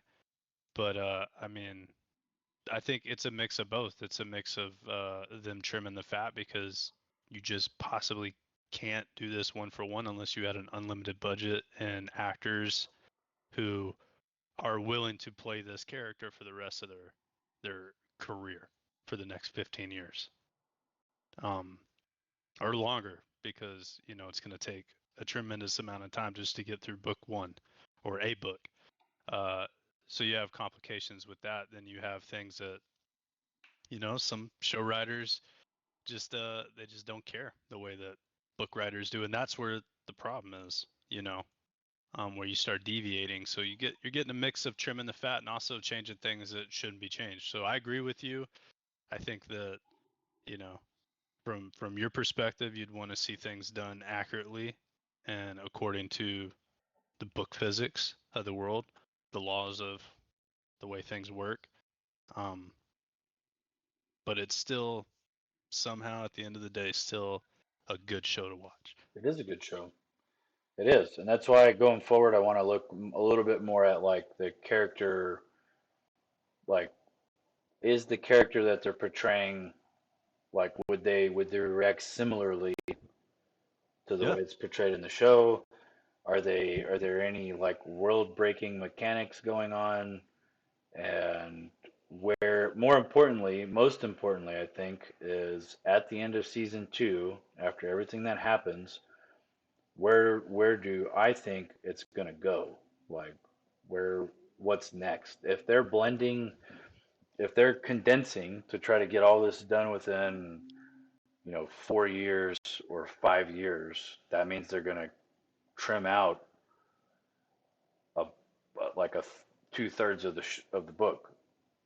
They're going to Yeah. trim out 2/3 of all the books and start, and they're already doing it. Like some of the conflict between Rand and Moraine is already like that doesn't happen in book one. That Yeah. a lot of that like headbutting happens in book two, Yeah. and like Gotcha. they're already introducing it. So I want to get to the end of this and then make some predictions about what I think is going to happen going forward. Definitely. I think that's a good idea. I'd like to do that. I'd like to talk about uh just I mean, obviously it's going to take me a while to get through all the books to the point where the show is. But I know season 2 had a lot of events and character development that I really liked. I really liked season 2, and I think it would be fun to discuss what it is that I appreciate about it and why, from the show writing, but also to see what is different because I don't know what's different yet. I know there's quite a bit, um, but I also really enjoyed the way that it was done. I think that there was moments that could have been done better, and after some discussions with you and hearing a couple things that were kind of cut out, it would be cool to see those things put in. But I can really appreciate what they did. I think it's exciting for what's to come for the show. I think they really took a big step in the second season, and I hope they take another one with the third one. So I think it'd be fun to have some of those conversations, talk about like what you said, where the characters are. Is that accurate to what they are? Maybe what we appreciate.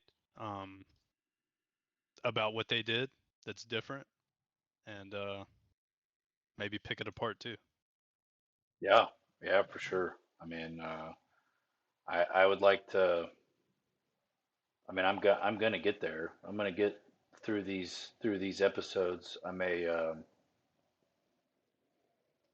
I don't know if I'm gonna speed up the episodes. I mean, at this point, with how many times I've read these chapters over the last uh, couple weeks, I could almost sit down and do episode 3 on Tuesday and episode 4 on Friday, and so on and so. Like I could almost do it every other day with Yeah. how many times I've seen it. The long part is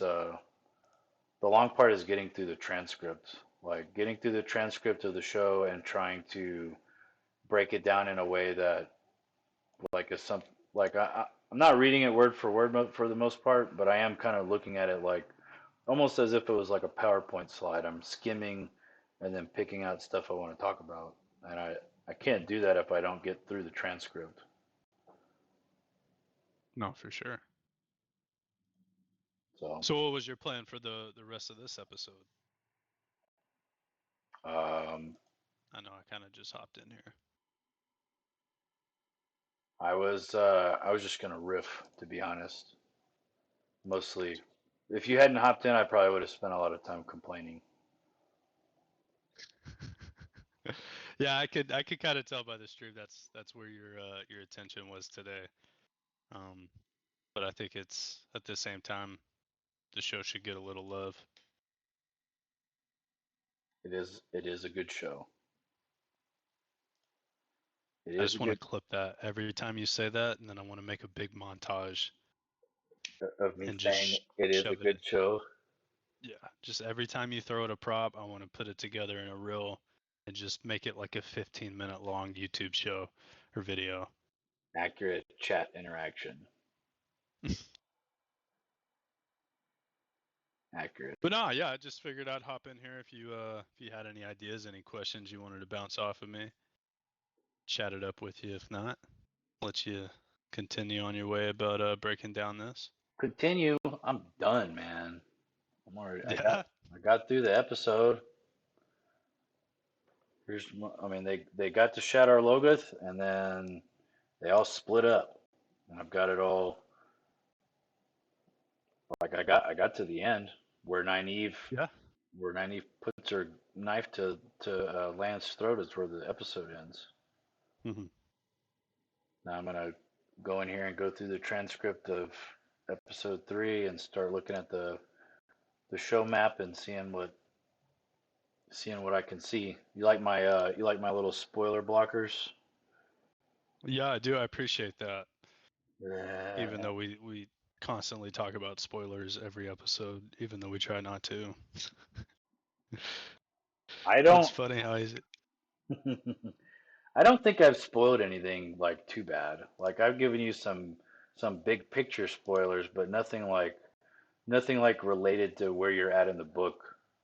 No, I'm not talking about spoilers for me. I'm talking about spoilers for somebody if they wanted to come in and read the book and follow along with us as we go through, they would not be able to do that unless they were okay with us spoiling the book for them on several occasions.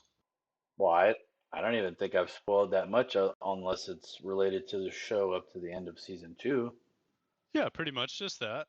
But I'm talking about like we'll talk about events later on. We've talked about Rand being the dragon. Um, What? Who said that? yeah, yeah. That was about a 10-minute conversation in our last episode. But no, I mean, I'm just saying. Did Yeah, you have like even if you hadn't watched the show, do you really have any doubt in your mind reading the book? for me reading the book, I mean, I don't know.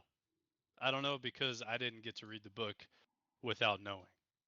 Uh, I True. mean, it definitely follows Rand, but I have no idea the way this world works. Like like we've talked about many times, you are left in the dark. You know, you were just dropped in the middle of this open meadow to figure everything out on your own and make it back home Sure. with this series. And the show's very similar in that you start off watching it and you are like, there's freaking 25 main characters. They're all best buddies, or they're all involved with each other somehow. And they still don't even have all the characters that are actually in the book. Not even close. Um, yeah, and you don't know who the dragon is. Really, like we really didn't know. I had a hunch at the end of season one, uh, but it was really all kind of confusing towards the end. And I think that that's conversations that me and you could have uh, from a viewer's perspective of what would you think at the end of this, you know? Yeah. Because I remember at the end of season one when I was trying to convince you to watch this show and you absolutely would not. Uh, I was very confused on was it Ran? Are they all the dragon? Are they all just different parts of him? Did he break into 5 people? I don't know.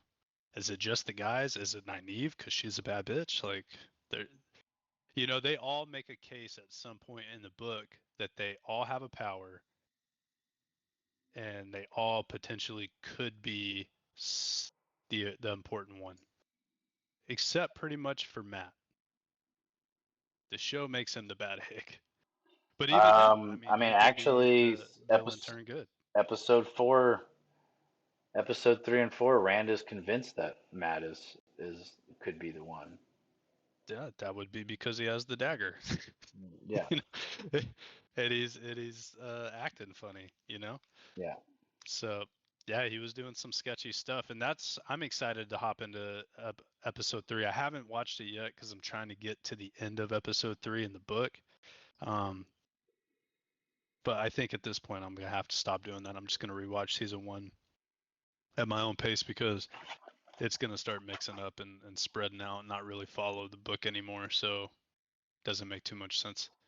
Um, well, that's what I was saying earlier. So,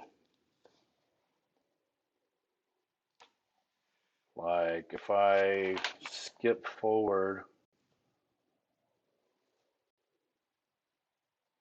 I mean, if you're just trying to get to the end of episode 3, you'd almost like you're probably already there. Because like, Yeah, I figured I was pretty close. E- Egwene and Perrin are still with the Tinkers in episode 4. Okay. Yeah, and they've already left in the book. So Yeah. all right. Because I think in the show that Egwene and Perrin go with the Tinkers to Tarvalin. Yeah. Yeah, and that's not what happens in the book. You'd be best off just reading at this point, because they don't line up. Yeah, And no, I want to rewatch this season. in fact, I don't think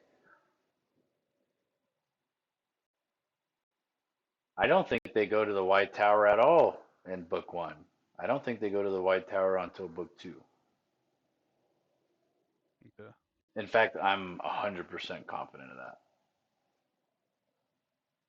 I'm 100%. They don't go anywhere near the White Tower in book 1. In book 1. Nope. Okay. Spoiler alert. Thank you. Spoiler alert.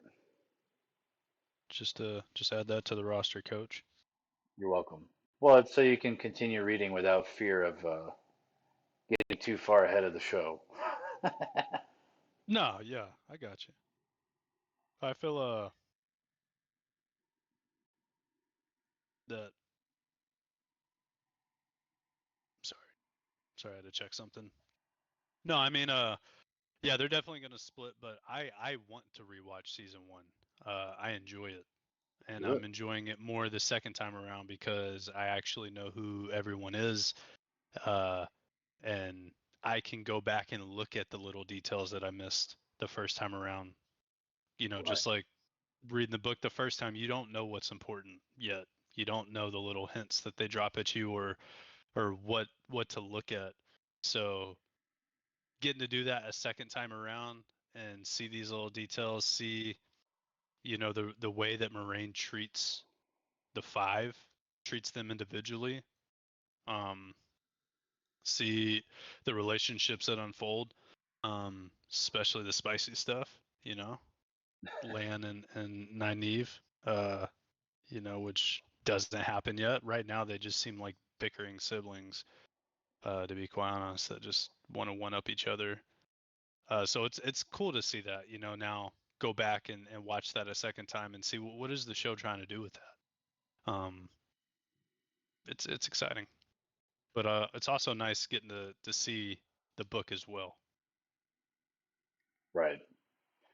Well, I think probably the next couple of days I'm gonna race through the rest of season one because I need to see exactly like how it all unfolds. I think I pretty much got it, but I've got 4 more How episodes. far are you in it right now? On I think I'm halfway through episode 4. I Okay. think. I think I've got a little bit left to watch of episode 4, and then I've got the last 4 episodes. So I've been taking better notes so that when I go back to the transcript, it's not such a pain to sort through. Yeah. But it I'm is, probably gonna get into episode 3 tomorrow, and then take my notes and hopefully make it to where we could stick a little bit better to the chronological order when we talk about episode 3. That way we're not jumping at the beginning of the book or the beginning of the episode, then the back of the episode. Just kind of knock it as it comes. I think yep, we'd make for a little bit better conversation. sounds All good to right, me. man. Well, I'm about to hop. Got to get some dinner.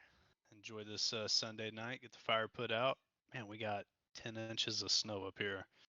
So, Nice. I'm nice little winter. dropping bombs on our stream avatars. Bombs. Yeah, I knocked cheese it over it. That's a cool feature, man. I didn't even know that Streamlabs had that. This is an extension. It's not a Streamlabs thing. It's just an extension. Um, like you guys are supposed to be able to actually like interact with your little character or whatever. Like I can put these boxes or whatever. They're Yeah, I supposed to, think we like press I jump or something like that. yeah, the exclamation mark. Yeah. So, but I don't know enough about I don't know enough about it to figure out how you guys can actually interact with it. I actually think Cheez It is a boss. Like you guys should be able to fight Cheez It, but I don't know how it works. Oh, there we go. We jump now. Yeah. And then these little stars drop randomly, and you can get um, points or whatever if you catch them when you jump. I don't know. I'm gonna look Oh, that's into it. cool. It's just something to do. Just something to do while you're. Yeah. Also makes it a little easier for you to kind of keep track of, you know, who's in the chat. You could talk to them. It only keeps track of people that are actually chatting. If you don't chat, you don't get a block man. Okay. So, and By the way, I believe Cheez It was the first one to say something. yeah, So, all right. most likely. Well, you guys have a good night, and Yeah, I'll holler at you guys later. sounds good, man. Nice stream. Thank you. Later.